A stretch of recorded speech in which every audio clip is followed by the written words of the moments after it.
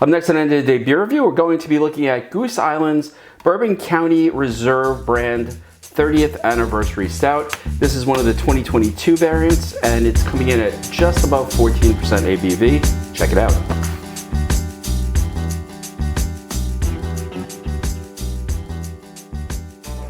Hi everybody, it's Rich, and welcome to End of the Day Beer Review. If you're new here, all the new subscribers, welcome.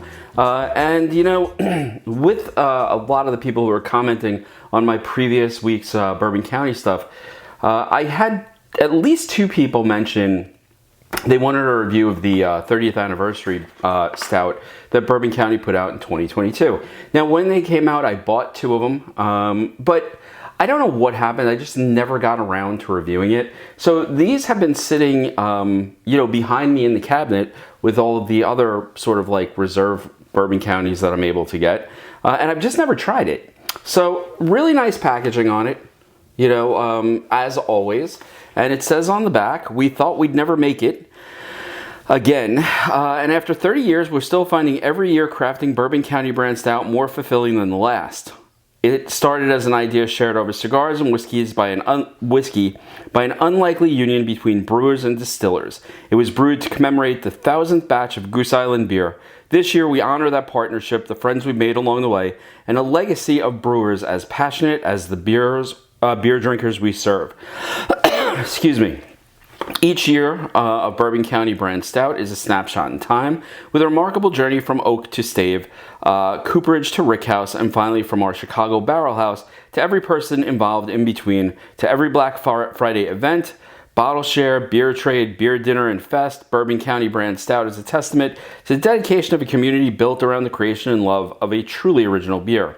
Cheers to all who understand and appreciate this journey. Cheers to the incredible 30 years of the original Bourbon County.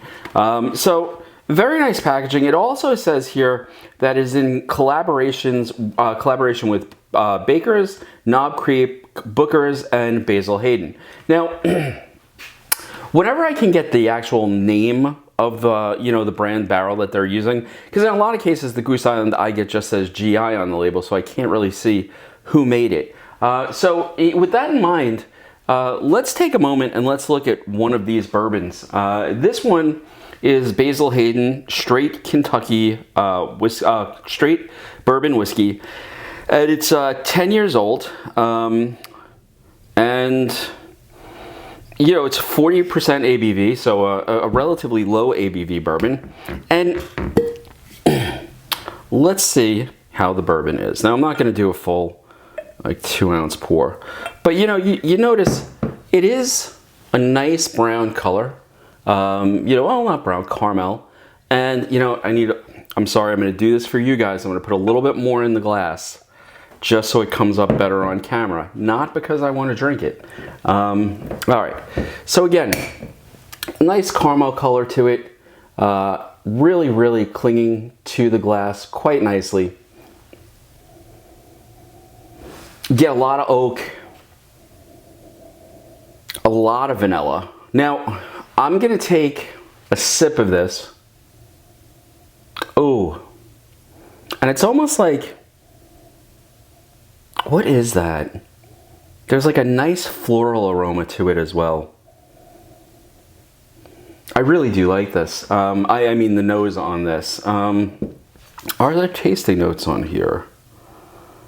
Not really.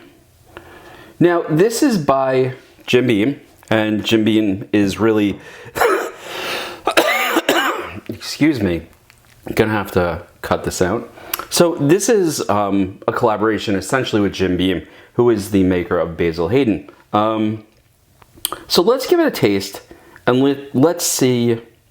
Well, let's see. It says bold oak. I got that. That's the sweetness, the caramel, a little bit of vanilla. Nice nose to it. And as you let the ethanol sort of burn off the top of this, you get this really almost, I think it's like a cherryish nose, like there's just a hint of cherry there. Yeah, like a dark cherry.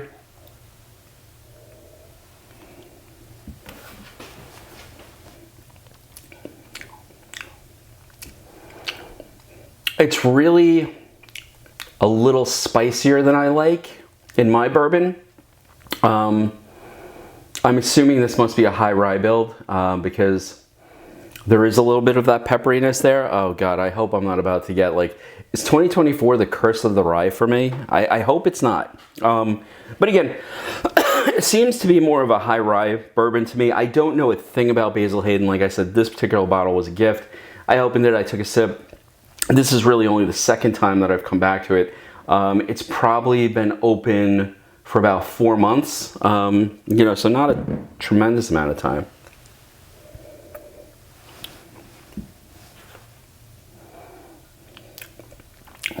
Yeah, the oak is definitely there.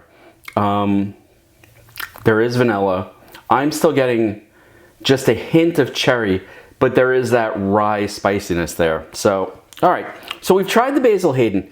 Is it good? It is. Do I think it's as good as, let's say, you know, I don't know, my go-to lately has been Eagle Rare. So is it as good as a 10-year Eagle Rare? I don't think it is, but it is pretty good. Is it as good as an E.H. Taylor? And I know these are all Buffalo Trace products, but that's just the way it is. I don't think it is. It's not bad though. I mean, I wouldn't turn my nose up to it. I actually wonder what it would be like with just a drop of water, but I'm not going to go, you know, stretching everything out on this video to hunt up that. So let's get to the beer. And again, I don't know if this was aged in a Basil Hayden one, but you know, Jim Beam, well, they do have several mash bills. You know, we'll just have to take the risk on this one. So nice packaging as usual. This just slides out entirely. You wind up losing, you know, the little cutout insert, which says, you know, basically in 1992, Frederick Booker, no 11th, 6th generation master distiller of Jim Beam Distilling Company. Okay, I'm not gonna actually. Oh, okay. So they're doing sort of an homage to the 30th anniversary of, I guess, Jim Beam's Small Batch. So, okay, interesting. This packaging is actually really pretty. I was wondering how they kept the bottle from falling out, and there's like just a little tiny tab of cardboard on top. Again, really nice, really intricate packaging, so the unboxing experience is nice. Now there is a tag on the side of this. It says year 2022, and it says interesting. It's giving me the percentages. 30%, 36% Booker's bourbon barrels, 33% Knob Creek bourbon barrels, 17% Basil Hayden. So maybe my taste of Basil Hayden really isn't going to give me an influence on this. And 14% Baker's bourbon barrels. So the Basil Hayden may have a much smaller impact on this than I expect. All right, that's also very nice, the tag to let me know all of that. Let's crack this open. Now, what does it say here? Stout aged in blend of Basil Hayden, Baker's and Knob Creek barrel 2022, and develops up to 5 years in the bottle. Made to celebrate the 30th anniversary of the original barrel-aged stout. And once again, well, again, that's from this year. I'm about to say this. You know, no tasting notes, which I'm fine with as well. Using my, you know, Bourbon County glass. Let's give it a pour. Pours very nice, very dark. Again, when I pour Bourbon County, and I don't know if it's the lights in the bar or if it's me, but I always see like a hint of like a red, almost crimson in it.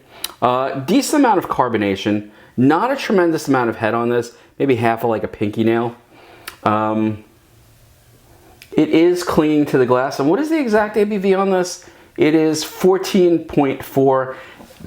And again, because it is a mix of barrels, it just says Goose Island down here. It just says a GI. Whereas if it was a specific barrel from a specific bourbon brand, you would see something like HH for like Heaven Hill or something like that. All right, let's give the nose a try.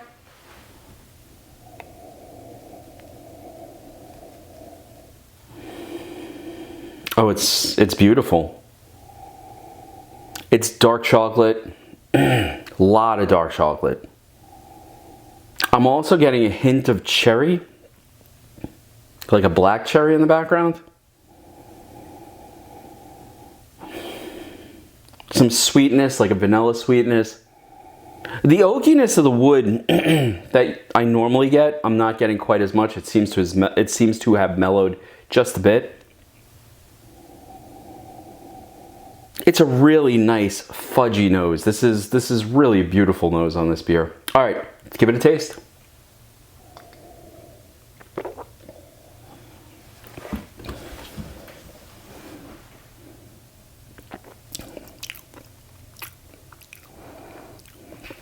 That's very good. Oh, wow. Okay, so this is sort of a journey across the tongue, if you will. First things first. Right off the bat, it's all dark chocolate and sort of that figgy dark fruitness that fruit that you get, that flavor. And it's really, really rich. It's very, very rich. It clings to the mouth. There's a certain viscosity here that I'm really pleased with, because I thought the 2024s, well, you guys have probably seen the videos. I wasn't thrilled. This 2022, I think in the last few years, 2022 is a really great variety. But here you have a deeper flavor than even the 2022. Particularly that dark fruit flavor that's there. Once the chocolate sort of dissipates a little bit, it's all that figginess, and right on the back end, there's this little bit of vanilla sweetness. And I swear, in here, I'm also getting like a cherry. Almost like the, not the maraschino cherries, but the cherries that you put in like an old fashioned, but like, the dark cherries that have been soaking in the bourbon. Oh, this is a beautiful beer.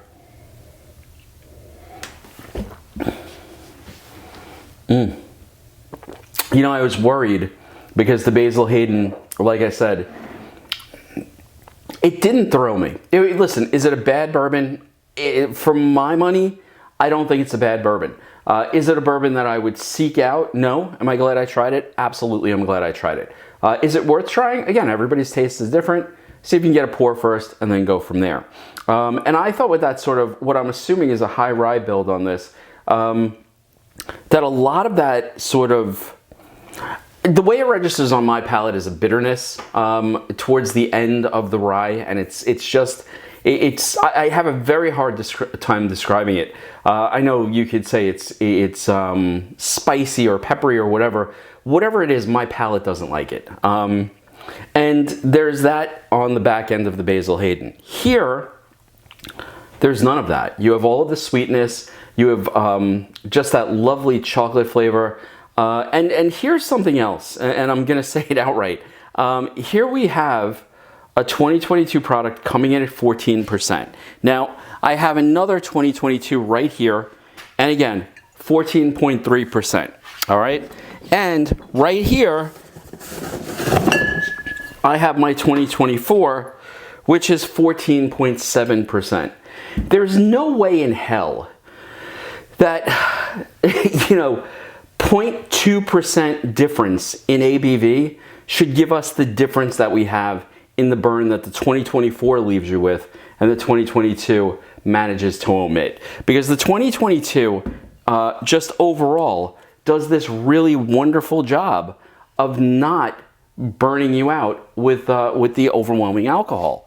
Whereas, like I said, this year, I felt like the beer tasted almost unfinished because there was such a boozy quality to it. Let's talk about cost. This is one of their, boxed reserves, which means you're paying $40 or $50 for it. I believe I spent something like $39.99 on this when I purchased it. I don't know why. I don't know if that was just the price or if I got a deal or whatnot, but I bought two, and I think for the two I spent about $80. Is it worth $40? Yeah, considering they were charging that for the Bardstown this year, which again, I really felt like I did not get the cost benefit from that. I think that if I saw another one of these sitting on the shelves now, I would purchase it for the 40 bucks that they were asking for if it was, you know, MSRP, and I would put it back and I would replace it so I have it to see how it would age further. Now I do have one more of these, and you know, like this one I'm going to sit back and I'm going to just enjoy this for a good portion of the evening, and I'll probably finish off the Basil Hayden, not the bottle of course, but at least what I have in the glass. Is this worth the money? I think it is. I think that it's really good. It has a solid flavor profile. It's thick, it's viscous. It has that Bourbon County sweetness. When I think Bourbon County, this is the type of thing that I think. And now here I am like 3 or 4 sips in.